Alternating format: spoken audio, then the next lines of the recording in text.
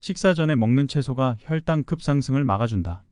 공복 혈당장애에서 당뇨병, 비만, 만성질환까지 한 번에 해결이 가능하다.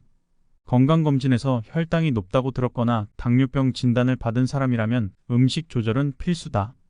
약을 복용한다고 해도 식습관을 개선하지 않으면 효과는 기대하기 어렵다. 많은 사람이 식단을 지키면 혈당이 조절된다는 걸 알지만 식단이 어렵다라거나 공복감을 참기 힘들다라고 호소한다. 근데 그렇다면 약을 사용하지 않고 스트레스나 공복감을 느끼지 않으면서 혈당을 낮추는 방법은 없을까?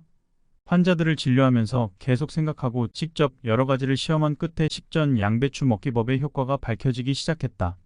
일반적으로 열량이 낮고 배가 부른 음식이라고 하면 자연스럽게 떠오르는 게 채소다. 채소는 비타민과 미네랄은 물론 혈당을 낮추는 식이섬유가 풍부해 건강에도 매우 이롭다. 당근이나 오이, 양상추 등 여러 채소로 실험해본 결과 생양 배추를 먹었을 때 결과가 가장 만족스러웠다. 식사하기 전에 양배추 6분의 1개를 먹기만 하면 포만감도 없고 혈당 급상승도 막을 수 있었다. 식전 양배추 먹기를 진료에 도입하면서 비만과 당뇨병 치료 성공률은 급증했다. 환자의 90% 이상이 체중을 감량했고 혈당 수치를 낮추는 데에도 성공했다. 귀찮은 열량 계산도 필요 없어서 지금도 많은 환자가 실천하고 있으며 이를 통해 체중 감량과 혈당 조절에 성공하고 있다. 오늘 소개해드릴 책은 약 없이 혈당 낮추는 양배추 식사요법입니다. 본문 바로 보겠습니다. 현대인에게 가장 흔한 문제는 혈당 상승입니다. 지속적으로 고혈당 상태로 생활하면 당뇨병에 걸리게 됩니다. 저는 30년 이상 비만과 당뇨병 환자를 치료해 왔습니다. 참고로 비만 환자의 60%가 당뇨병을 앓고 있습니다. 당뇨병이 진행되면 출혈을 일으켜 실명하게 되고 신장에 문제가 발생하여 인공투석이 필요해지며 다리에 신경장애가 일어나서 절단해야 할 수도 있습니다. 이로 인해 자립생활을 할 수 없게 되는 경우가 많이 발생합니다. 또한 당뇨병에 걸리면 암에 걸릴 위험이 커지며 치매 위험도는 3.5배로 높아집니다. 혈당이 계속 높은 상태로 생활하면 건강 수명이 줄어들게 됩니다. 이후로는 오랫동안 가족이나 주변 사람들에게 의지하며 살아야 합니다. 저는 비만과 당뇨병 전문의로서 환자들이 높은 삶의 질을 유지하면서 건강하게 생활할 수 있도록 열심히 지도하는 것이 중요하다고 생각합니다. 혈당을 스스로 조절하는 방법, 즉 건강 수명을 늘리는 방법을 알려드리고자 합니다. 한국의 당뇨병 환자나 예비 당뇨 환자도 꼭 이를 실천해 보시기 바랍니다. 이 책에서 소개하는 식사법과 간단한 운동을 일상생활에 도입한다면 혈당은 반드시 내려갈 것입니다. 그에 따라 건강 수명도 개선될 것입니다. 이는 수십 년간 환자를 치료해온 제 경험을 통해 단언할 수 있습니다. 우선 이 점을 명심하시기 바랍니다. 당뇨병은 자각 증상이 나타났을 때는 이미 늦은 상태입니다. 그러므로 빠르게 대처해야 합니다. 식생활 개선과 간단한 운동만으로도 혈당을 조절할 수 있습니다. 그렇다고 해도 환자를 만나면 당뇨병은 치료가 어려운 병이라고 느끼게 됩니다. 당뇨병이 무서운 병임을 알고 계시겠지만 건강검진에서 혈당이 높다는 이야기를 들어도 많은 사람들은 아무런 조치를 취하지 않습니다. 혈당이 높다는 말을 들었다면 그 시점에서 자신의 혈당 상태를 인지하는 것이 혈당을 조절하기 위한 첫 걸음입니다. 자신의 상태를 인식한 후에는 전문의의 진찰을 받아야 합니다. 말하고자 하는 것은 혈당이 높다는 이야기만으로는 병원에 가지 않는다는 사실입니다. 그러나 앞으로의 인생을 생각해 보세요. 초기 단계에서 병원에 가서 진단을 받고 혈당 조절을 위한 이론, 식사법, 운동법을 익힌다면 그 후의 인생이 달라질 것입니다. 초기 단계에서 대처한다면 그 후에는 1년에 한 번의 검사만으로도 충분합니다. 그러나 진행된 단계라면 한 달에 한 번 혹은 더 자주 병원을 방문해야 합니다. 결국에는 각종 합병증이 생기고 건강한 수명이 단축될 수도 있습니다. 혈당이 약간 높은 단계에서 전문의의 진찰을 받는 것은 시간과 돈을 절약하는 데 도움이 됩니다. 이렇게 절약한 시간과 돈을 더 풍요롭게 사용할 수 있습니다. 이 책에서 소개하는 내용은 저도 실천하고 있습니다. 그 중에서도 가장 추천하는 것은 식전에 양배추를 먹는 것입니다. 식사하기 전에 양배추를 먹으면 포만감도 없으면서 혈당 급상승을 막을 수 있습니다. 양배추는 성분 면에서도 훌륭한 식재료로 꾸준히 섭취하면 건강과 체중을 개선할 수 있습니다. 실제로 제가 지도한 환자들은 양배추를 먹고 체중이 감소하고 혈당 수치가 낮아지며 그 후에는 전반적인 건강과 체력이 좋아져 앓고 있던 만성질환까지 개선되었습니다. 일반인들 뿐만 아니라 제 강의를 들은 동료 의사들도 실천하여 고혈당뿐만 아니라 고혈압과 비만 등 다양한 질환을 개선할 수 있었습니다. 혈당 조절을 위해서는 음식을 섭취한 후 30분 이내에 운동을 하는 것도 필요합니다. 운동이라고 하면 무릎이나 어깨가 아플 수 있다고 말하는 사람들도 있지만 자신의 몸 상태에 맞게 다리를 올리거나 몸을 가볍게 움직이는 것만으로도 좋습니다. 어떤 운동을 선택하든 혈당을 안정시키기 위해서는 10분 동안 몸을 움직이는 것이 중요합니다. 무릎 통증을 호소하는 환자들에게는 손만 움직이는 에어 수영을 권장합니다. 이 책을 읽기만 해서는 아무 의미가 없습니다. 책에 소개된 내용을 실천하고 유지해야 혈당을 조절할 수 있습니다. 식전 양배추를 먹는 것을 시작으로 한 식사와 운동으로 몸을 조절하면서 생활해야 합니다. 이 생활을 계속 유지하는 것이야말로 건강 수명을 늘리고 풍요로운 인생을 살아가는 기반을 만드는 일입니다. 혈당은 호르몬으로 조절됩니다. 우리 몸은 컨디션을 조절하기 위해 혈액 속의 포도당 농도를 일정한 폭으로 유지하고 있지만 이 혈당은 하루 동안에도 상당히 변화합니다. 혈당이 변화하는 데에는 우리 몸에서 분비되는 몇 가지 호르몬이 아주 중요한 역할을 합니다. 아무것도 먹지 않은 공복일 때는 혈당이 내려갑니다. 그러면 혈당이 너무 낮아져서 몸에 이상이 생기지 않도록 글루카곤, 아드레날린, 코르티솔이라는 호르몬이 분비되어 혈당을 상승시키는 작용을 합니다.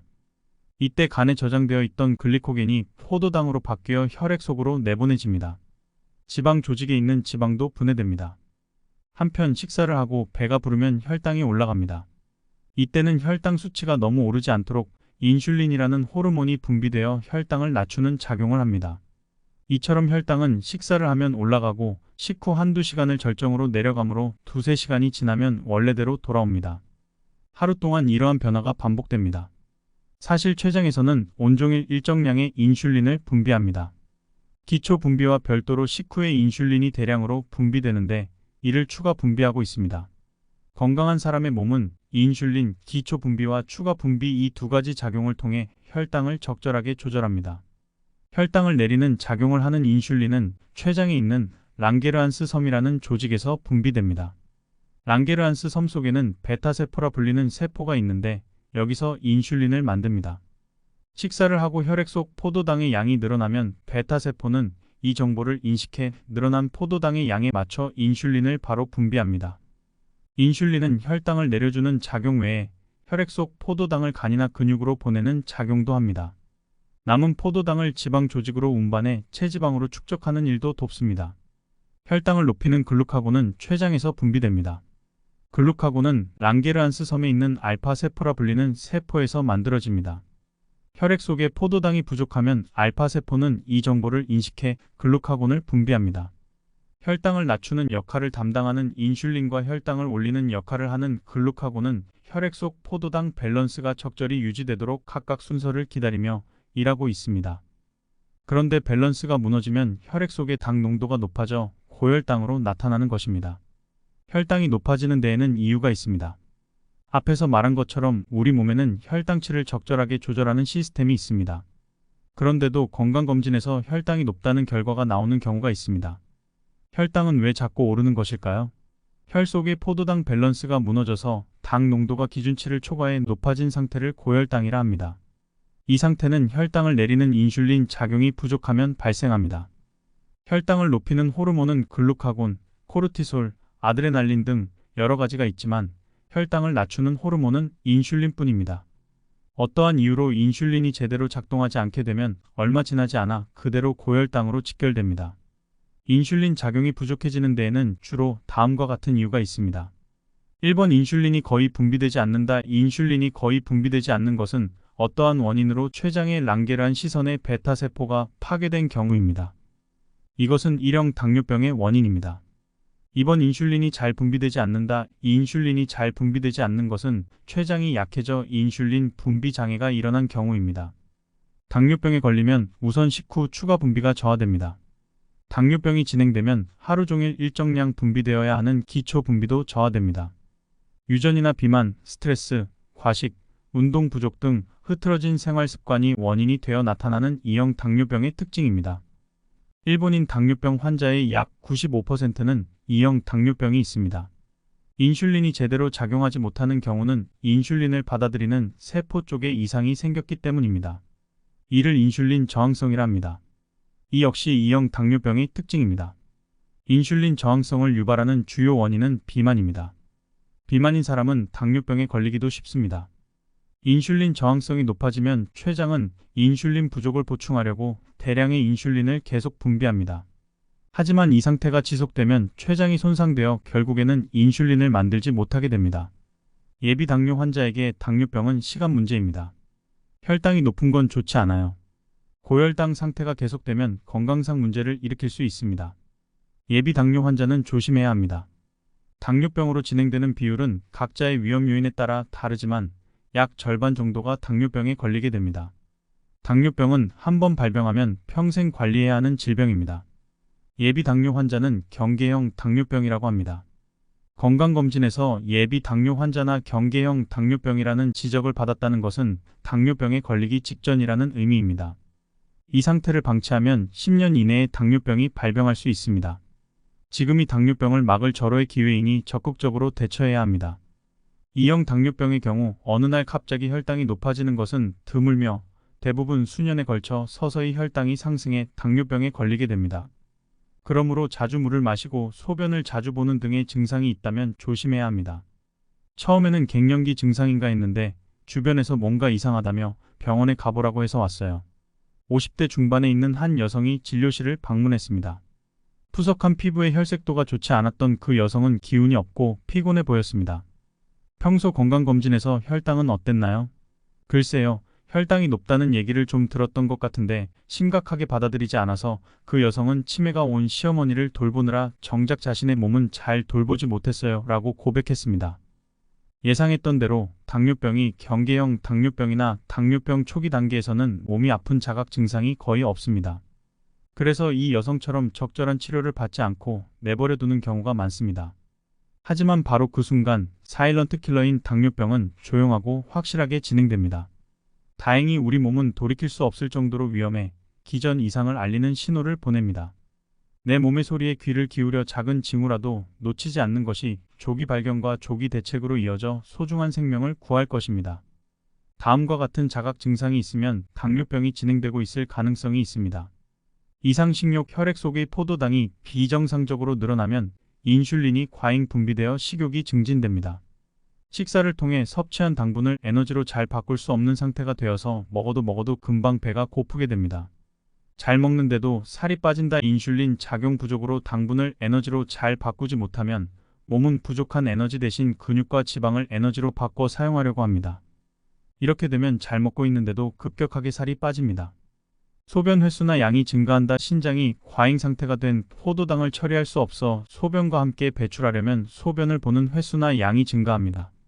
소변에 다량의 당이 포함되어 있어서 소변에서 단내가 난다고 느껴지는 경우가 있습니다. 목이 마르다 소변의 수나 양이 늘어나 몸에서 다량의 수분이 배출되므로 탈수 증상이 생기고 이상하게 갈증이 납니다. 목이 마르다 해서 대량의 수분 섭취, 소변 횟수 증가, 다시 목이 마르다가 반복되는 전형적인 당뇨병 증상입니다. 몸이 무겁고 쉽게 지친다. 인슐린 작용 부족으로 당분을 에너지로 잘 바꾸지 못하기 때문에 피로가 누적된 것 같은 느낌이 들고 온몸이 나른한 증상이 나타납니다. 식후에 맹렬한 졸음이 덮쳐오는 경우도 많습니다. 온몸에 다양한 손상을 입기 시작한다. 경계형 당뇨병 단계에서부터 몸에 다양한 손상이 소리 없이 다가옵니다. 그야말로 큰 병에 걸리기 일보 직전이랄까요? 특히 걱정되는 증상은 다음과 같습니다. 혈압이 상승한다. 혈당이 올라가면 인슐린이 많이 분비되는데 다량의 인슐린은 교감신경을 긴장시켜 혈압을 높이기도 합니다. 또한 나트륨 대사와 신장 기능 등에 영향을 미치고 혈관에 수분이 쌓이기 쉬워져 혈압이 상승합니다. 살이 찌기 쉽다. 몸이 정상이면 혈당이 낮을 때 배가 고프고 식사 후에 혈당이 높아지며 인슐린 작용을 통해 적정 혈당치로 유지됩니다. 그러나 경계형 당뇨병 상태라면 정상일 때만큼 인슐린이 잘 작용하지 않아 고혈당 상태가 계속되므로 공복과 포만감 신호가 흐트러집니다. 신호가 흐트러지면 음식을 섭취한 지 얼마 지나지 않았는데도 배가 고프거나 에너지가 부족하다고 느낍니다. 이렇게 되면 이유 없이 탄수화물이나 단 음식이 먹고 싶고 과식을 해서 체중이 증가하게 됩니다. 인슐린의 작용이 저하되는 인슐린 저항성으로 인해 혈당 수치가 상승하고 다시 신호가 혼란스러워져 과식을 하게 되고 다시 살이 찌는 악순환에 빠집니다. 혈액이 끈적끈적해지면서 혈당 수치가 기준치를 초과한 사람들은 당이 과도하게 많을 뿐만 아니라 콜레스테롤이나 중성 지방도 많아져 이상 지질 혈증이 발생할 가능성이 있습니다. 혈액이 끈적끈적해지고 가득 찬 당과 지방은 온몸의 혈관을 손상시킵니다. 손상된 혈관은 동맥경화를 일으키며 점차적으로 노화됩니다.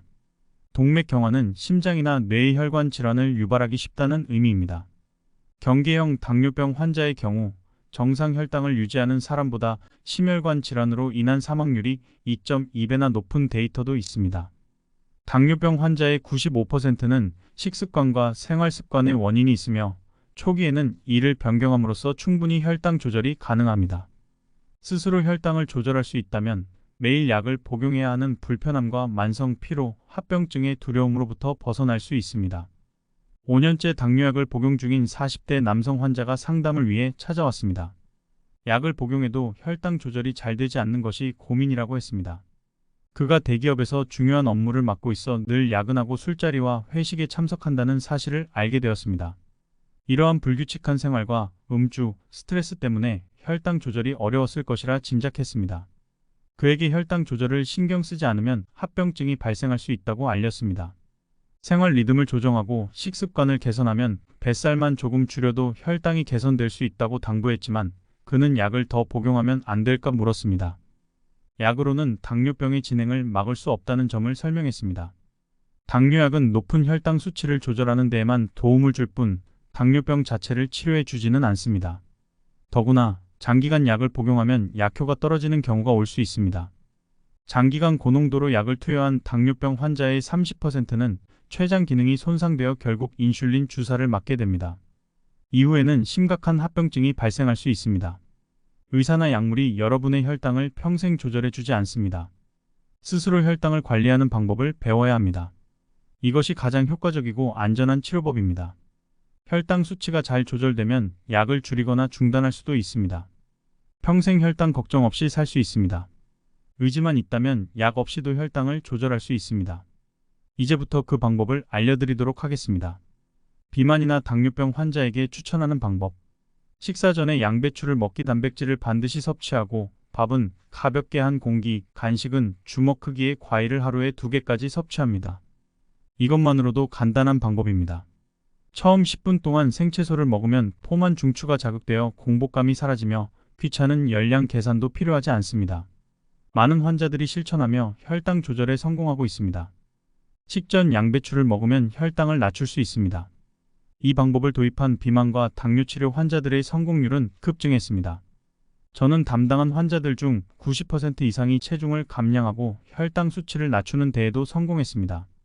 식전 양배추 먹기를 실천한 60대 비만 여성은 한 달 만에 3kg을 감량하였고 식후 혈당 수치가 400mg을 초과했던 30대 남성은 식전 양배추 먹기를 실천한 결과 혈당 수치가 정상 범위로 내려왔습니다. 이 외에도 많은 환자들이 실천하여 효과를 보고 있습니다. 실천 요령. 식전에 생양 배추 6분의 1개를 먹습니다. 한 끼의 양배추 한 통에 1인분을 먹어야 합니다. 하루에 3끼 양을 합치면 양배추 반통 이상이며 배가 고플 때 간식 대용으로 먹을 수도 있습니다. 양배추는 5cm 크기로 큼직하게 자릅니다. 칼을 사용하기 귀찮다면 손으로 찢어도 괜찮습니다. 이 크기로 씹을 때 식감을 느낄 수 있으며 천천히 먹는 습관을 들여서 빨리 먹는 것을 방지하는 데에도 효과적입니다. 치아가 좋지 않거나 고령자의 경우 큼직하게 썰어도 상관없지만 천천히 먹는 것에 유의해야 합니다. 10분 동안 잘 씹어 먹습니다. 날 것 그대로 간하지 않고 10분 동안 천천히 잘 씹어 먹습니다. 배가 고파도 빨리 먹지 않고 천천히 맛을 봅니다. 양배추와 함께 토마토나 오이, 양상추 등을 많이 먹어도 괜찮습니다. 식전에 양배추를 먹으면 위장 점막에 식이섬유가 달라붙어 그 다음에 먹는 반찬이나 밥의 흡수를 늦추기 때문에 혈당 상승을 억제할 수 있습니다. 또한 비타민C를 대량으로 섭취하여 주름 없이 체중을 감량할 수도 있습니다. 어떠셨나요? 오늘의 건강 정보가 도움이 되셨다면 구독과 좋아요 눌러주세요. 그리고 소중한 분들에게 공유해주세요. 오늘 읽어드릴 책 링크는 아래 고정 댓글에 있으니 이 책에 대해 관심 있으신 분들은 아래 고정 댓글 참고해 주시기 바랍니다. 식사 전에 먹는 채소가 혈당 급상승을 막아준다. 공복혈당장애에서 당뇨병, 비만, 만성질환까지 한 번에 해결이 가능하다. 건강검진에서 혈당이 높다고 들었거나 당뇨병 진단을 받은 사람이라면 음식 조절은 필수다. 약을 복용한다고 해도 식습관을 개선하지 않으면 효과는 기대하기 어렵다. 많은 사람이 식단을 지키면 혈당이 조절된다는 걸 알지만 식단이 어렵다라거나 공복감을 참기 힘들다라고 호소한다. 근데 그렇다면 약을 사용하지 않고 스트레스나 공복감을 느끼지 않으면서 혈당을 낮추는 방법은 없을까? 환자들을 진료하면서 계속 생각하고 직접 여러 가지를 시험한 끝에 식전 양배추 먹기법의 효과가 밝혀지기 시작했다. 일반적으로 열량이 낮고 배가 부른 음식이라고 하면 자연스럽게 떠오르는 게 채소다. 채소는 비타민과 미네랄은 물론 혈당을 낮추는 식이섬유가 풍부해 건강에도 매우 이롭다. 당근이나 오이, 양상추 등 여러 채소로 실험해본 결과 생양 배추를 먹었을 때 결과가 가장 만족스러웠다. 식사하기 전에 양배추 6분의 1개를 먹기만 하면 포만감도 없고 혈당 급상승도 막을 수 있었다. 식전 양배추 먹기를 진료에 도입하면서 비만과 당뇨병 치료 성공률은 급증했다. 환자의 90% 이상이 체중을 감량했고 혈당 수치를 낮추는 데에도 성공했다. 귀찮은 열량 계산도 필요 없어서 지금도 많은 환자가 실천하고 있으며 이를 통해 체중 감량과 혈당 조절에 성공하고 있다. 오늘 소개해드릴 책은 약 없이 혈당 낮추는 양배추 식사요법입니다. 본문 바로 보겠습니다. 현대인에게 가장 흔한 문제는 혈당 상승입니다. 지속적으로 고혈당 상태로 생활하면 당뇨병에 걸리게 됩니다. 저는 30년 이상 비만과 당뇨병 환자를 치료해 왔습니다. 참고로 비만 환자의 60%가 당뇨병을 앓고 있습니다. 당뇨병이 진행되면 출혈을 일으켜 실명하게 되고 신장에 문제가 발생하여 인공투석이 필요해지며 다리에 신경장애가 일어나서 절단해야 할 수도 있습니다. 이로 인해 자립생활을 할 수 없게 되는 경우가 많이 발생합니다. 또한 당뇨병에 걸리면 암에 걸릴 위험이 커지며 치매 위험도는 3.5배로 높아집니다. 혈당이 계속 높은 상태로 생활하면 건강 수명이 줄어들게 됩니다. 이후로는 오랫동안 가족이나 주변 사람들에게 의지하며 살아야 합니다. 저는 비만과 당뇨병 전문의로서 환자들이 높은 삶의 질을 유지하면서 건강하게 생활할 수 있도록 열심히 지도하는 것이 중요하다고 생각합니다. 혈당을 스스로 조절하는 방법, 즉 건강 수명을 늘리는 방법을 알려드리고자 합니다. 한국의 당뇨병 환자나 예비 당뇨 환자도 꼭 이를 실천해 보시기 바랍니다. 이 책에서 소개하는 식사법과 간단한 운동을 일상생활에 도입한다면 혈당은 반드시 내려갈 것입니다. 그에 따라 건강 수명도 개선될 것입니다. 이는 수십 년간 환자를 치료해온 제 경험을 통해 단언할 수 있습니다. 우선 이 점을 명심하시기 바랍니다. 당뇨병은 자각 증상이 나타났을 때는 이미 늦은 상태입니다. 그러므로 빠르게 대처해야 합니다. 식생활 개선과 간단한 운동만으로도 혈당을 조절할 수 있습니다. 그렇다고 해도 환자를 만나면 당뇨병은 치료가 어려운 병이라고 느끼게 됩니다. 당뇨병이 무서운 병임을 알고 계시겠지만 건강검진에서 혈당이 높다는 이야기를 들어도 많은 사람들은 아무런 조치를 취하지 않습니다. 혈당이 높다는 말을 들었다면 그 시점에서 자신의 혈당 상태를 인지하는 것이 혈당을 조절하기 위한 첫 걸음입니다. 자신의 상태를 인식한 후에는 전문의의 진찰을 받아야 합니다. 말하고자 하는 것은 혈당이 높다는 이야기만으로는 병원에 가지 않는다는 사실입니다. 그러나 앞으로의 인생을 생각해 보세요. 초기 단계에서 병원에 가서 진단을 받고 혈당 조절을 위한 이론, 식사법, 운동법을 익힌다면 그 후의 인생이 달라질 것입니다. 초기 단계에서 대처한다면 그 후에는 1년에 한 번의 검사만으로도 충분합니다. 그러나 진행된 단계라면 한 달에 한 번 혹은 더 자주 병원을 방문해야 합니다. 결국에는 각종 합병증이 생기고 건강한 수명이 단축될 수도 있습니다. 혈당이 약간 높은 단계에서 전문의의 진찰을 받는 것은 시간과 돈을 절약하는 데 도움이 됩니다. 이렇게 절약한 시간과 돈을 더 풍요롭게 사용할 수 있습니다. 이 책에서 소개하는 내용은 저도 실천하고 있습니다. 그 중에서도 가장 추천하는 것은 식전에 양배추를 먹는 것입니다. 식사하기 전에 양배추를 먹으면 포만감도 없으면서 혈당 급상승을 막을 수 있습니다. 양배추는 성분 면에서도 훌륭한 식재료로 꾸준히 섭취하면 건강과 체중을 개선할 수 있습니다. 실제로 제가 지도한 환자들은 양배추를 먹고 체중이 감소하고 혈당 수치가 낮아지며 그 후에는 전반적인 건강과 체력이 좋아져 앓고 있던 만성질환까지 개선되었습니다. 일반인들 뿐만 아니라 제 강의를 들은 동료 의사들도 실천하여 고혈당뿐만 아니라 고혈압과 비만 등 다양한 질환을 개선할 수 있었습니다. 혈당 조절을 위해서는 음식을 섭취한 후 30분 이내에 운동을 하는 것도 필요합니다. 운동이라고 하면 무릎이나 어깨가 아플 수 있다고 말하는 사람들도 있지만 자신의 몸 상태에 맞게 다리를 올리거나 몸을 가볍게 움직이는 것만으로도 좋습니다. 어떤 운동을 선택하든 혈당을 안정시키기 위해서는 10분 동안 몸을 움직이는 것이 중요합니다.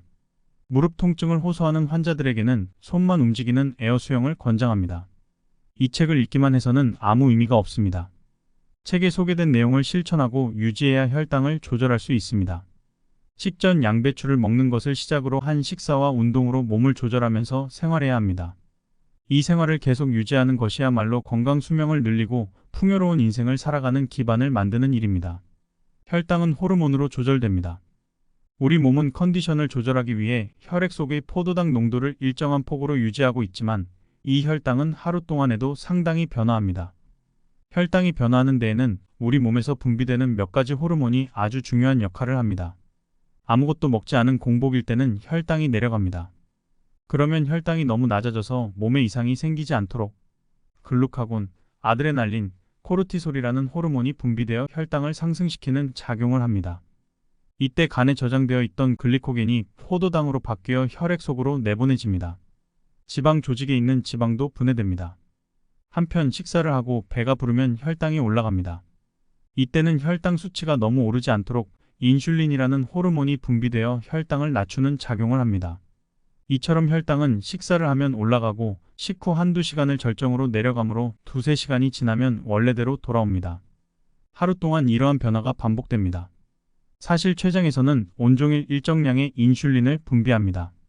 기초 분비와 별도로 식후에 인슐린이 대량으로 분비되는데 이를 추가 분비하고 있습니다.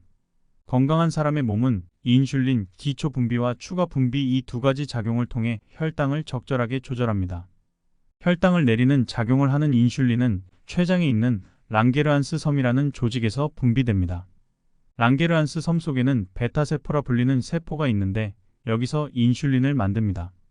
식사를 하고 혈액 속 포도당의 양이 늘어나면 베타세포는 이 정보를 인식해 늘어난 포도당의 양에 맞춰 인슐린을 바로 분비합니다. 인슐린은 혈당을 내려주는 작용 외에 혈액 속 포도당을 간이나 근육으로 보내는 작용도 합니다. 남은 포도당을 지방 조직으로 운반해 체지방으로 축적하는 일도 돕습니다. 혈당을 높이는 글루카곤은 췌장에서 분비됩니다. 글루카곤은 랑게르한스 섬에 있는 알파세포라 불리는 세포에서 만들어집니다. 혈액 속에 포도당이 부족하면 알파세포는 이 정보를 인식해 글루카곤을 분비합니다. 혈당을 낮추는 역할을 담당하는 인슐린과 혈당을 올리는 역할을 하는 글루카곤은 혈액 속 포도당 밸런스가 적절히 유지되도록 각각 순서를 기다리며 일하고 있습니다. 그런데 밸런스가 무너지면 혈액 속의 당 농도가 높아져 고혈당으로 나타나는 것입니다. 혈당이 높아지는 데에는 이유가 있습니다. 앞에서 말한 것처럼 우리 몸에는 혈당치를 적절하게 조절하는 시스템이 있습니다. 그런데도 건강검진에서 혈당이 높다는 결과가 나오는 경우가 있습니다. 혈당은 왜 자꾸 오르는 것일까요? 혈 속의 포도당 밸런스가 무너져서 당 농도가 기준치를 초과해 높아진 상태를 고혈당이라 합니다. 이 상태는 혈당을 내리는 인슐린 작용이 부족하면 발생합니다. 혈당을 높이는 호르몬은 글루카곤, 코르티솔, 아드레날린 등 여러 가지가 있지만 혈당을 낮추는 호르몬은 인슐린뿐입니다. 어떠한 이유로 인슐린이 제대로 작동하지 않게 되면 얼마 지나지 않아 그대로 고혈당으로 직결됩니다. 인슐린 작용이 부족해지는 데에는 주로 다음과 같은 이유가 있습니다. 1번 인슐린이 거의 분비되지 않는다. 인슐린이 거의 분비되지 않는 것은 어떠한 원인으로 췌장의 랑게르한 시선의 베타세포가 파괴된 경우입니다. 이것은 일형 당뇨병의 원인입니다.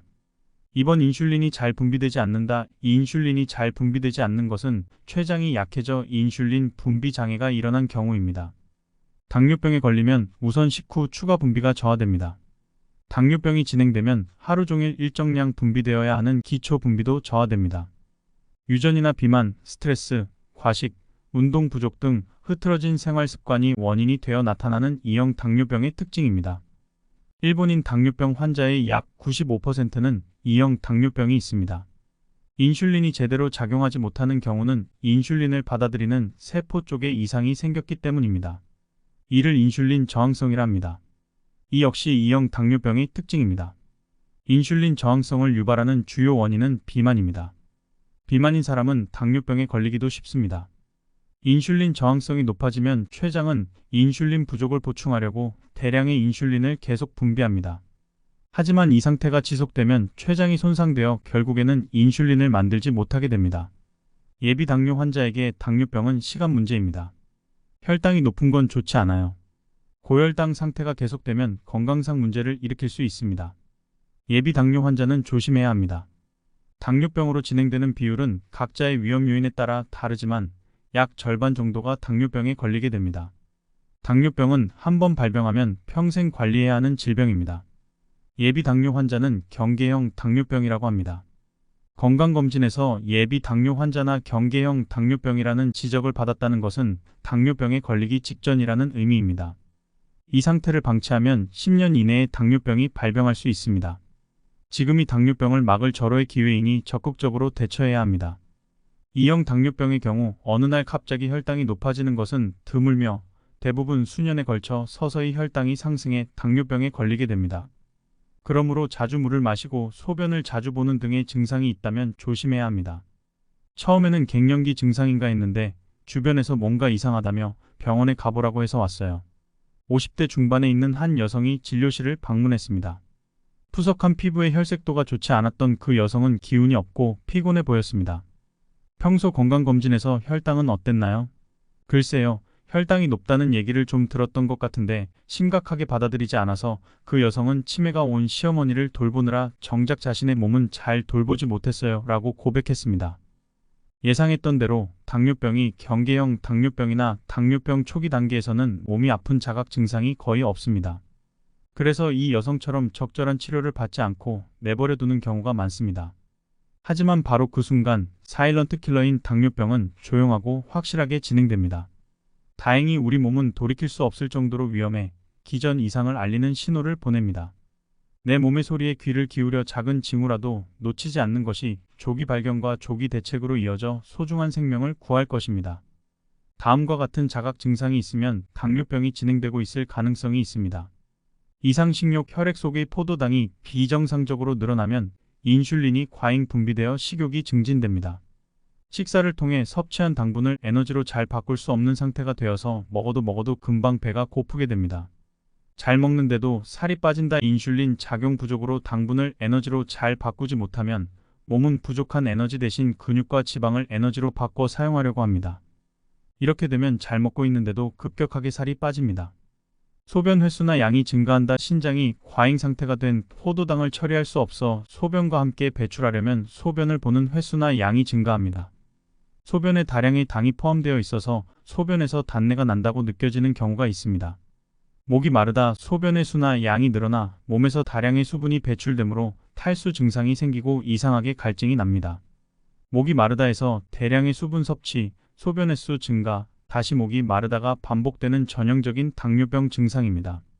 몸이 무겁고 쉽게 지친다. 인슐린 작용 부족으로 당분을 에너지로 잘 바꾸지 못하기 때문에 피로가 누적된 것 같은 느낌이 들고 온몸이 나른한 증상이 나타납니다. 식후에 맹렬한 졸음이 덮쳐오는 경우도 많습니다. 온몸에 다양한 손상을 입기 시작한다. 경계형 당뇨병 단계에서부터 몸에 다양한 손상이 소리 없이 다가옵니다. 그야말로 큰 병에 걸리기 일보 직전이랄까요? 특히 걱정되는 증상은 다음과 같습니다. 혈압이 상승한다. 혈당이 올라가면 인슐린이 많이 분비되는데 다량의 인슐린은 교감신경을 긴장시켜 혈압을 높이기도 합니다. 또한 나트륨 대사와 신장 기능 등에 영향을 미치고 혈관에 수분이 쌓이기 쉬워져 혈압이 상승합니다. 살이 찌기 쉽다. 몸이 정상이면 혈당이 낮을 때 배가 고프고 식사 후에 혈당이 높아지며 인슐린 작용을 통해 적정 혈당치로 유지됩니다. 그러나 경계형 당뇨병 상태라면 정상일 때만큼 인슐린이 잘 작용하지 않아 고혈당 상태가 계속되므로 공복과 포만감 신호가 흐트러집니다. 신호가 흐트러지면 음식을 섭취한 지 얼마 지나지 않았는데도 배가 고프거나 에너지가 부족하다고 느낍니다. 이렇게 되면 이유 없이 탄수화물이나 단 음식이 먹고 싶고 과식을 해서 체중이 증가하게 됩니다. 인슐린의 작용이 저하되는 인슐린 저항성으로 인해 혈당 수치가 상승하고 다시 신호가 혼란스러워져 과식을 하게 되고 다시 살이 찌는 악순환에 빠집니다. 혈액이 끈적끈적해지면서 혈당 수치가 기준치를 초과한 사람들은 당이 과도하게 많을 뿐만 아니라 콜레스테롤이나 중성 지방도 많아져 이상 지질 혈증이 발생할 가능성이 있습니다. 혈액이 끈적끈적해지고 가득 찬 당과 지방은 온몸의 혈관을 손상시킵니다. 손상된 혈관은 동맥경화를 일으키며 점차적으로 노화됩니다. 동맥경화는 심장이나 뇌의 혈관 질환을 유발하기 쉽다는 의미입니다. 경계형 당뇨병 환자의 경우 정상 혈당을 유지하는 사람보다 심혈관 질환으로 인한 사망률이 2.2배나 높은 데이터도 있습니다. 당뇨병 환자의 95%는 식습관과 생활습관의 원인이 있으며 초기에는 이를 변경함으로써 충분히 혈당 조절이 가능합니다. 스스로 혈당을 조절할 수 있다면 매일 약을 복용해야 하는 불편함과 만성 피로, 합병증의 두려움으로부터 벗어날 수 있습니다. 5년째 당뇨약을 복용 중인 40대 남성 환자가 상담을 위해 찾아왔습니다. 약을 복용해도 혈당 조절이 잘 되지 않는 것이 고민이라고 했습니다. 그가 대기업에서 중요한 업무를 맡고 있어 늘 야근하고 술자리와 회식에 참석한다는 사실을 알게 되었습니다. 이러한 불규칙한 생활과 음주, 스트레스 때문에 혈당 조절이 어려웠을 것이라 짐작했습니다. 그에게 혈당 조절을 신경 쓰지 않으면 합병증이 발생할 수 있다고 알렸습니다. 생활 리듬을 조정하고 식습관을 개선하면 뱃살만 조금 줄여도 혈당이 개선될 수 있다고 당부했지만 그는 약을 더 복용하면 안 될까 물었습니다. 약으로는 당뇨병의 진행을 막을 수 없다는 점을 설명했습니다. 당뇨약은 높은 혈당 수치를 조절하는 데에만 도움을 줄 뿐 당뇨병 자체를 치료해 주지는 않습니다.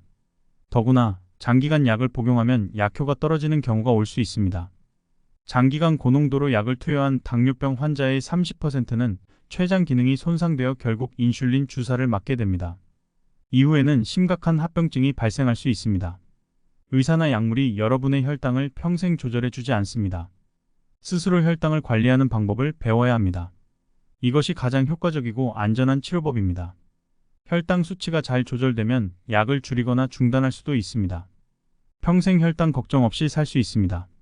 의지만 있다면 약 없이도 혈당을 조절할 수 있습니다.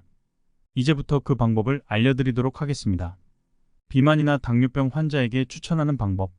식사 전에 양배추를 먹기 단백질을 반드시 섭취하고 밥은 가볍게 한 공기, 간식은 주먹 크기의 과일을 하루에 2개까지 섭취합니다. 이것만으로도 간단한 방법입니다. 처음 10분 동안 생채소를 먹으면 포만 중추가 자극되어 공복감이 사라지며 귀찮은 열량 계산도 필요하지 않습니다. 많은 환자들이 실천하며 혈당 조절에 성공하고 있습니다. 식전 양배추를 먹으면 혈당을 낮출 수 있습니다. 이 방법을 도입한 비만과 당뇨 치료 환자들의 성공률은 급증했습니다.